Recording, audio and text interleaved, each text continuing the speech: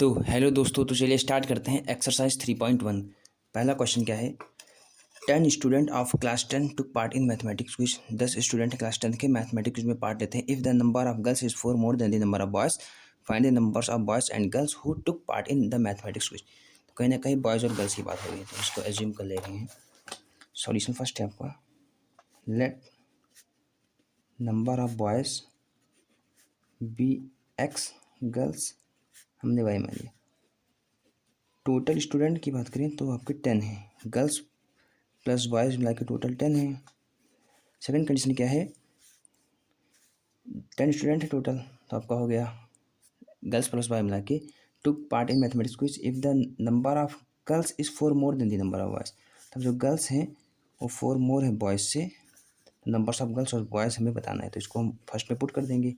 Y की value 4 plus x, Y की जगह रख देंगे, plus x is equal to 10, 2x is equal to 6, that is x is equal to 3।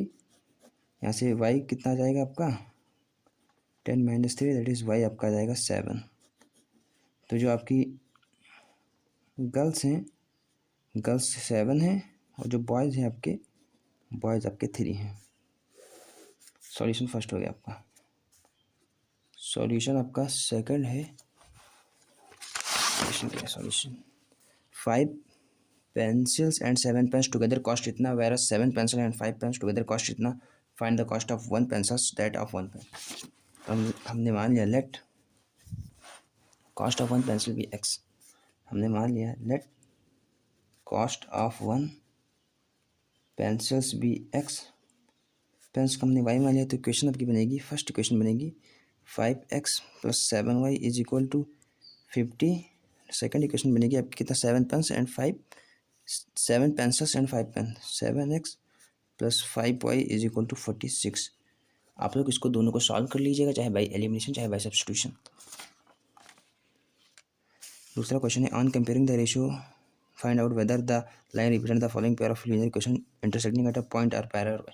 हमें line है इनका रेशियो कोफिशिएंट चेक करना है कि पैरेलल है, इंटरसेक्टिंग है, कोइंसिडेंट है। तो हम पहला इसका पिक कर रहे हैं, सॉल्यूशन 3 नहीं सॉल्यूशन 2 का फर्स्ट हम ले रहे हैं इक्वेशन। a1/a2 हम देख रहे हैं एंड b1/b2 एंड c1/c2। तो क्लियरली आप देख सकते हैं a1/a2 is not equal to b1/b2, that is unique solution intersecting का केस है आपका। कौन सा केस है, इंटरसेक्टिंग। तो आप इसी प्रकार इसका सबका कॉफिशिएंट चेक कर लीजिएगा। अगर a1/a2 is not equal to b1/b2 तो इंटरसेक्टिंग है। अगर a1/a2 is equal to b1/b2 is not equal to c1/c2, that is आपका नो सॉल्यूशन है, मतलब पैरेलल वाला केस हो जाएगा। a1/a2 is equal to b1/b2 is equal to c1/c2 तो आपका कॉन्सिडेंट वाला केस हो जाएगा, तो इसको आप चेक कर लीजिएगा। सॉल्यूशन आपका 3 हम देख रहे हैं, on comparing the ratio find out whether the following pair of linear equation are consistent और इनकंसिस्टेंट।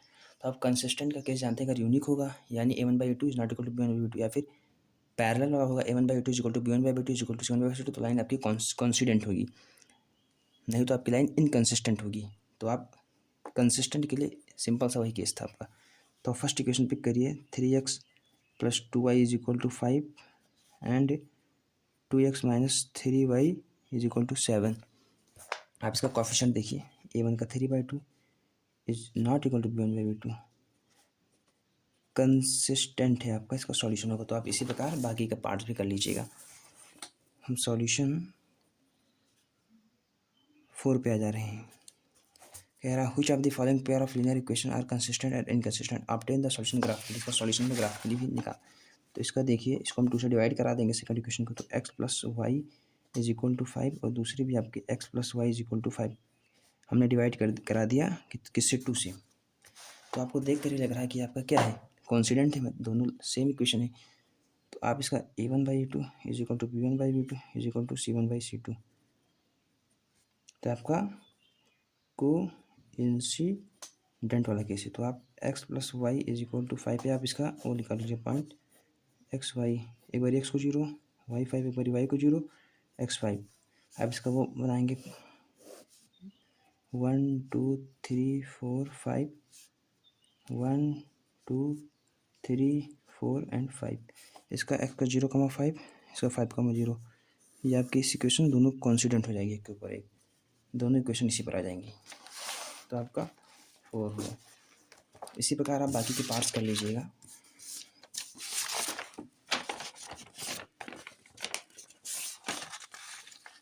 देन आपका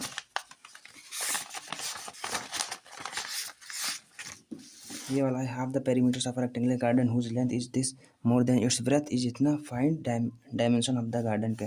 तो गार्डन का आपको डायमेंशन फाइंड करना है। सॉल्यूशन 5 है, आप ध्यान से देखिएगा। लेट्स से आपका रेक्टेंगुलर गार्डन है, इसकी लेंथ को हमने x मान लिया, ब्रेथ को हमने y मान लिया। Half the perimeters of rectangular garden, हमें पता है perimeters of rectangular garden 2l+b होता है। हाफ इन्होंने कहा 36 है half the perimeter of rectangular garden. तो यहाँ से आप इसको डिवाइड, ये किधर चला जाएगा आपका, 2 से 2 कैंसिल हो जाएगा। 36 हमने लेंथ को x + y मान लिया, फर्स्ट इक्वेशन हो जाएगी। Half the perimeters of rectangular garden whose length is 4 more than its breadth, इसकी लेंथ 4 ज़्यादा ब्रेथ से, जिसकी लेंथ है वो 4 ज़्यादा ब्रेथ से, तो आपकी सेकंड इक्वेशन हो जाएगी। आप इन दोनों इक्वेशन को सॉल्व करिएगा तो आपका आ जाएगा वो। फिर आपका सॉल्यूशन 6 है, given the lines this right another lines linear equation in two variable such that geometrical representation of the pair formed is intersecting parallel. तो आप वही केस बना दीजिए, जैसे ये है आपका सॉल्यूशन 6 है। तो आपको केस कुछ नहीं, सिंपल केस आपको बनाना है कि a1/a2 is not equal to b1/b2 हो जाए, ऐसा कुछ ले लीजिए। जैसे 2x + 3y - 8 is equal to 0, तो यहाँ पर आप 4x माइनस यहाँ पर 7 a1/b2 is not equal to b1/b2 हो जाएगा, +5, ऐसे कुछ भी ले लीजिए आप। सॉल्यूशन आपका 7 क्या है, ध्यान से देखिए। Draw the graphs of the linear equation this and this, determine the coordinates of the vertexes of the triangle formed by these lines and the x axis and shaded the triangle. तो कुछ नहीं, आपको इस दोनों equation को आप solve कर लीजिए बाय एलिमिनेशन। दोनों इक्वेशन को सॉल्व कर लीजिए, बॉक्स बना के पॉइंट्स निकाल लीजिए सारे, ग्राफ पे प्लॉट करके, तो आपका एक ट्रायंगल बनेगा। तो उसका शेडेड रीजन आपको कॉर्नर सारे निकाल लेना, उसका शेडेड रीजन आपका आ जाएगा। तो आप लोग इसे कर लीजिएगा। बस यहीं तक रखते हैं। Thank you.